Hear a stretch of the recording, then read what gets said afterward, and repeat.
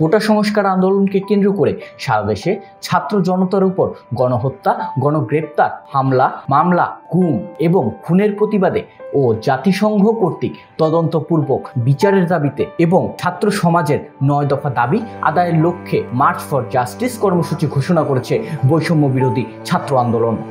মঙ্গলবার 30 জুলাই রাতে বৈষম্য বিরোধী ছাত্র আন্দোলনের সমন্বয়ক আব্দুল হান্নান মাসুদের পাঠানো এক সংবাদ বিজ্ঞপ্তিতে এই কর্মসূচি ঘোষণা করা হয়।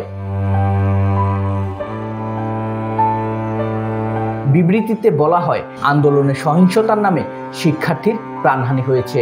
এমত অবস্থায় আন্দোলন দমনের জন্য সাধারণ ছাত্র ও আন্দোলনের সমন্বয়ক এবং বিরোধী রাজনৈতিক নেতাদের বিরুদ্ধে যেভাবে গণগ্রেপ্তার চালানো হচ্ছে সেটা রীতিমতো দেশের সংবিধান বিরোধী ও মানবাধিকারের চরম লঙ্ঘন।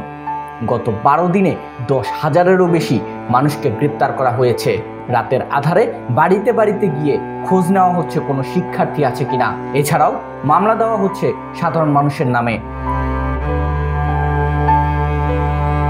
বুধবার 31 জুলাই দেশের সকল আদালত, ক্যাম্পাস এবং রাজপথে মার্চ ফর জাস্টিস কর্মসূচি পালন করা হবে। সারা দেশের শিক্ষক, আইনজীবী, মানবাধিকার কর্মী, পেশাজীবী, শ্রমজীবী ও সকল নাগরিককে কর্মসূচি পালনে সর্বাত্মক সহযোগিতা ও দাবি আদায়ের সাথে একাত্মতা পোষণ করার জন্য অনুরোধ জানানো হয়। পাশাপাশি দাবি মেনে নিয়ে স্থিতিশীল পরিবেশ নিশ্চিত করার আহ্বান জানানো হয় সরকারকে।